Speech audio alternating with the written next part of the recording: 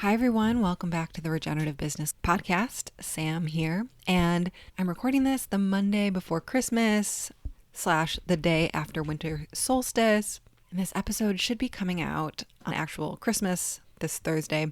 Now, I did not grow up in a Christian family, but we did celebrate Easter, Christmas, all the things. And I definitely love the novelty that comes with the holidays that celebrate the changing of seasons. My husband is, or at least when we first got together, he was very anti-holidays because he's very anti-Christianity because he grew up in a teeny tiny rural town on an island in the middle of the ocean, and because he wasn't personally Christian, instead he was like very Sagittarian truth. He was like straight up hit by teachers because he wasn't following direction.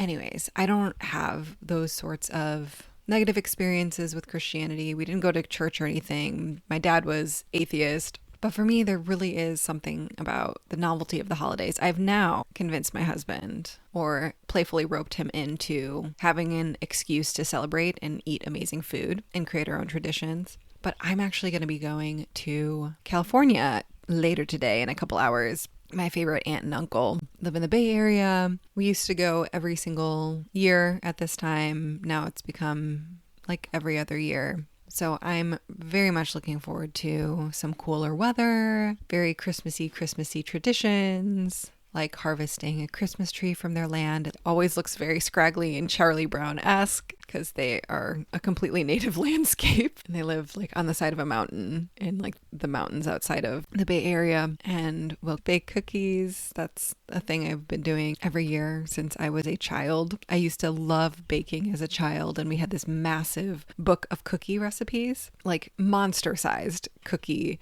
book. And every year around Christmas, I was allowed to choose 3 different recipes, any of the recipes. And my mom would go and get the ingredients. And it's something that after my dad died and I started going to my aunt and uncles during Christmas, my aunt kept up the tradition where I get to choose. As a woman in her mid-30s, I still have my childhood tradition of picking 3 cookie recipes, any recipe I want. I just love it so much. So that's where I'm situated in time and space. And we have a really fun episode for today. It sounds a little bro markety, but I promise it's not. We're going to be looking at and talking about very practical strategies for working less every single year while making more money. Again, it sounds so bro markety, but most business owners I know would definitely raise their hand for that. And it has been an experience of mine with cycles, of course, but I want to talk about and walk through why most business owners don't set themselves up for this. And I do think it's just perfect timing with right after solstice going into 2026, making time to do these assessments so that you can go into 2026 working less, making more, or at least with that intention, with that plan. And if you're listening to this, not in real time, this works any time of year, believe me. So working less while making more money requires unlearning labor conditioning and getting honest about what actually creates money at every stage of business. So I wanted to talk about this week, and not only because it's perfect timing, but also because very recently I had a very overstuffed day where I had a crazy long to-do list. I was caffeinated, I was working through it, and at the end of the day, I didn't get everything done that I wanted to, and I felt a little bummed about that while still feeling a little overworked. And I was looking back and being like, this was so dumb. All of this stuff, 90% of this stuff could have been done by someone else on my team. And because I didn't plan ahead, because I waited until the last minute, which is so common as an ADHDer, I love to procrastinate.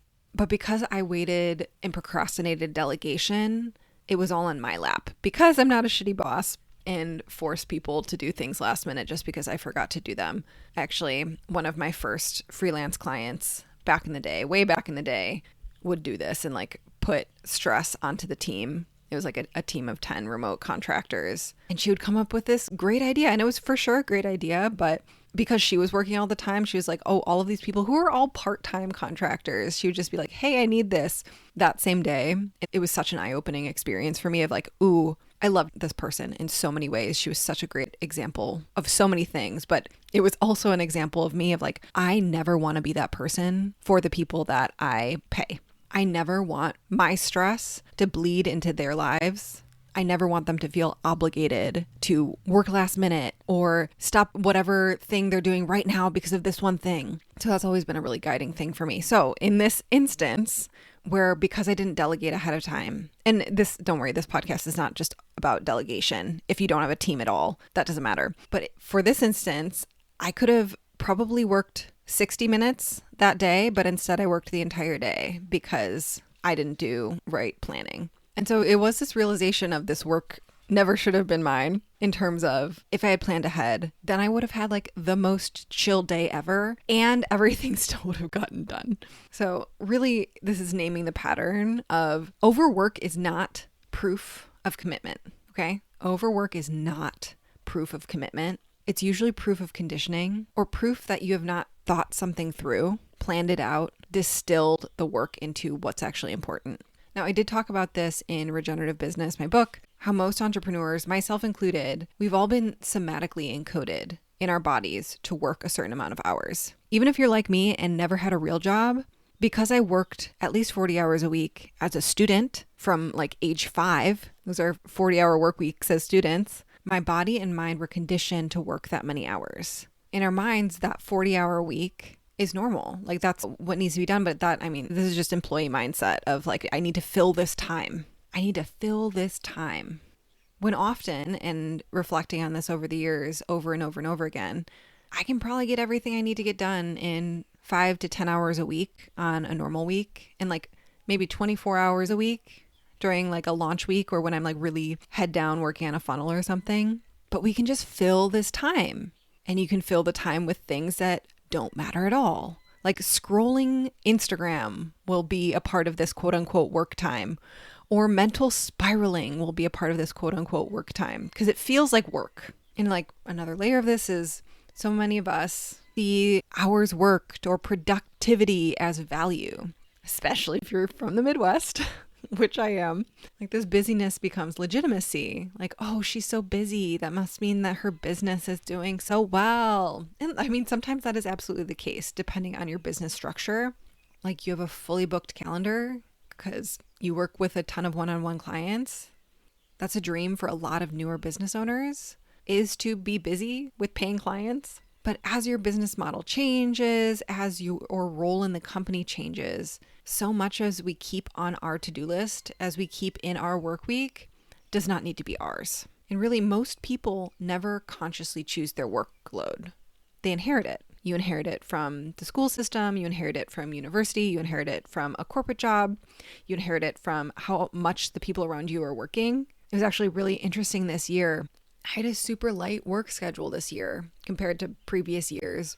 And I just got to witness myself judging myself and working through that with comparing how much I'm working versus how much my husband works. Because we're both self-employed. We both essentially work from home. Like my office is in my house / I spend most of my time on the couch in the living room. And my husband has multiple farms, but one of them is around our house.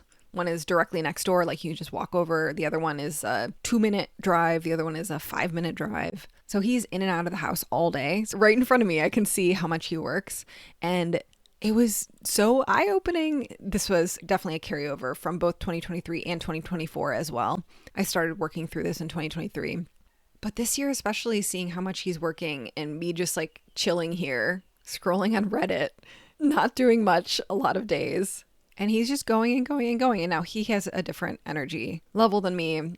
He's also a different, like he's a manifesting generator. I'm a manifester. Like we just have very different outputs. I go through time periods of like massive production, creation, and then bottom out where he's just like day after day after day, easily 12 hours a day, working and watering and weeding and talking to people and all the things. So when I say most people never consciously choose their workload, they inherit it. Of course it comes from the school system, but it also is like, what are the people around you doing?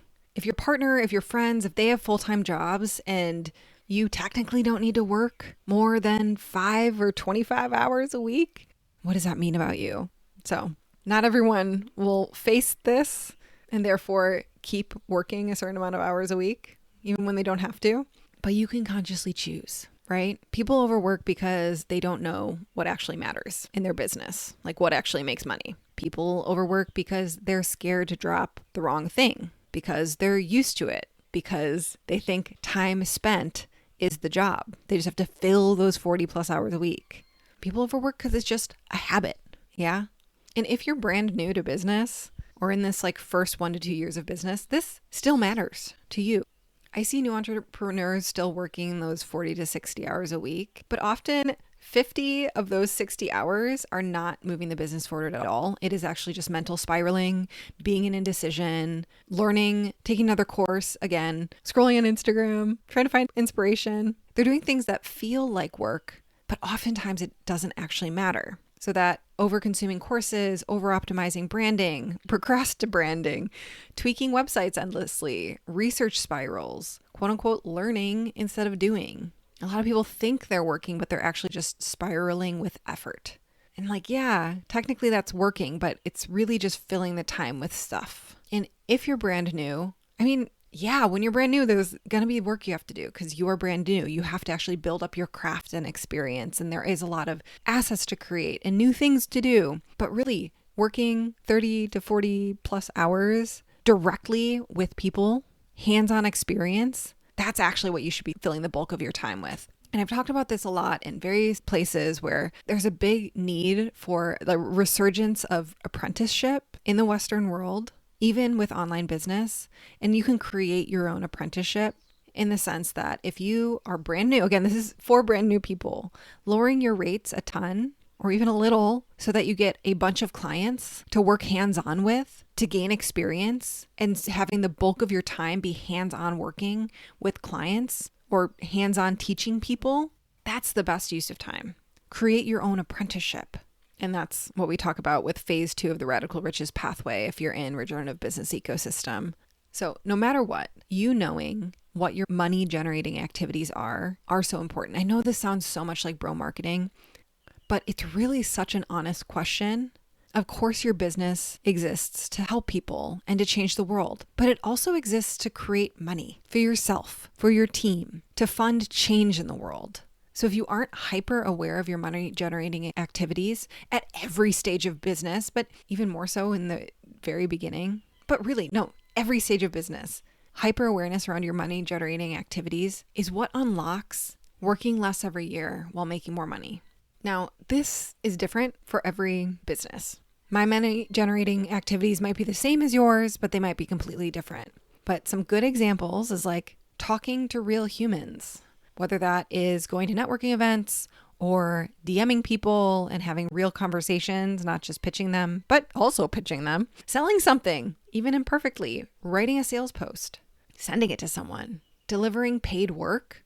Absolutely. That is money generating activity if you are a service-based business. But this really requires you to look and assess your business. So let me go through some business types and some things you can reflect on for this. Highly recommend doing this before New Year's. So if you look back on the last year, and let's start with service-based businesses. So web designers, audiobook narrators, even coaches can count as a service-based business. Look over each month of 2025 or of the last 12 months. Usually service-based businesses, you have higher priced offers and you're working with a lower volume of people. So if you can go and write out all of your clients for 2025 and write out where did they come from? Where did they come from? I did this in 2019 when I still had a marketing agency. And for me, this is not going to be the same as you. It could be the same as you, but for me, cold pitching a tiny group of people with putting so much energy into researching the person, making sure that I would be like over the moon, so happy to work with them, like being really obsessed with them, and then spending a ton of time sending them, crafting, and getting a cold pitch to them. That's where my best clients had come from. And I fucking hated that knowledge. Cold pitching is scary. It is not fun. It puts you on the edge of rejection. You can check out that full story in Cold Pitch Magic. But realizing that, I was like, wow, all of this time that I'm spending doing all of these other things, creating videos on YouTube and posting on Instagram and making podcast episodes, like, yes, I acknowledge that that is feeding the long-term success of my business. But in terms of like money now, lots of money now, what actually mattered was cold pitching. That was my biggest leverage, my highest leverage money generating activity. I could have cut everything else out and just done cold pitching and made a lot more money. Working less, making more money. So go look at your clients from the last year. Where did they come from? Can you see any trends? Can you recreate this? Now, if you sell group programs or digital products, you are probably making money via funnels or launches or both. So looking back over your promotions over the last years or the offers that you made over the last year, which offer, which course or product made you the most money? And then which actual promotion, what launch or funnel made you the most money? This could have you reassessing what you launch and how you launch in 2026 in the next year. It could highlight, wow, maybe that course, as much as I love it, is really hard to sell. And I either need to change something about it or even retire it so that it can focus on these other areas. So a lot of this, working less every year to make more money, you need to be aware of the two sides of this. What actually makes me money or my business money so I can do more of that and less of the other things. And then like, what do you actually need to do as a part of it? I remember back in 2019, I had this Post-it note that I kept on my computer that said, do I ever need to do this again? And it was this reminder for me that I was doing a lot of work that I technically did not have to do. Do I ever have to do this again? It was this reminder to like, okay, if I'm doing this one task, can I create an SOP or a Loom video while I do this task so I can hand it over to someone on my team? And let me acknowledge that if you've ever been resistant to delegating because you feel like you're the only one who can do it or you're the one who does it the best, in some cases, you should continue doing the thing. But in a lot of cases, you need to delegate it and then give feedback to the person who's doing the thing. Like, yeah, they might not get it perfect the first time, or you might actually do it better, but it doesn't matter. It's good enough and you're getting your time back. And there are 3 categories of work here. There's like the only I can do this. There's the someone else could do this.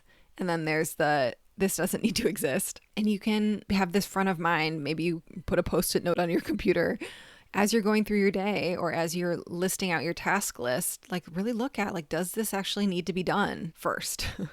Deleting a task is always the best first one because it's just a complete waste of time. Does it actually need to be done at all by anyone? If not, get rid of it. Can someone else do this? If the answer is yes, hand it over. And yes, the first time you hand it over, they might not do it great. And yes, it's going to take you more time to delegate than do it yourself, but it makes it so that that other person can do it again and again and again and again. So it's like this gift to your future self. So my wish for you is that this next year, you make way more money, working way less, still making a massive, amazing impact on the world. You have a team that supports you. You have a calendar that you love. You have spaciousness.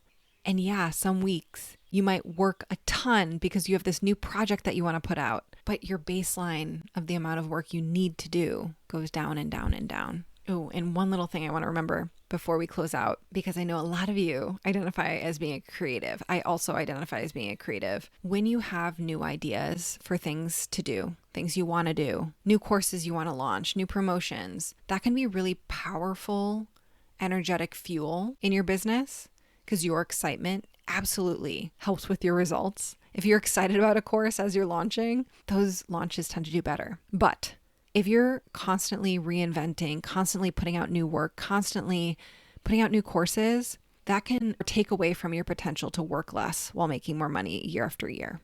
Sometimes people feel like they have to put out a new course and a new course in a new course because they're not actually growing an audience of any sort. So they're just selling to the same people over and over again. And they know that their core people will buy whatever they sell. So you have to keep reinventing. That is fucking exhausting. Relaunching something is so much easier and takes so much less time than launching something new for the first time. So you actually taking the time to evaluate a launch, evaluate a funnel, know what's actually going wrong there, staring at those numbers and making judgments of like, what could I do better next time? That'll make it so that each launch gets better and better year after year. and you have 50 to 80% of the stuff already created. You can reuse emails and posts and you just are revamping them or changing out the creative. You can have the same sales page and make some minor tweaks or like update images. That is really, really huge if you have an online course or digital product business. Sure, having that fun, creative, like, oh, I'm going to do a new workshop every other month to teach new things and get more eyes and excite my people. Great. But having core offers that you launch again and again and again, whether that's one core offer or multiple core offers, allows them to build up reputation over time. And if you've heard me talk about externalized energy, the externalized energy of reputation is such a powerful one within your business that is a separate entity than you. So I wanted to throw that in. But to close this out, working less isn't laziness. It's discernment. It's unlearning. It's choosing impact over activity. So what would change if you stopped measuring your commitment by hours and started measuring it by results? Okay. Regenerative business doesn't ask you to prove yourself. The energy that you invest into it is enough, and you don't have to keep pouring and pouring and pouring and pouring and pouring. It gets to build up energy in and of itself. So I hope you guys have a wonderful end of year. I hope that you take the time to actually think about this, actually assess, so that 2026 is your best year yet. Talk to you next week.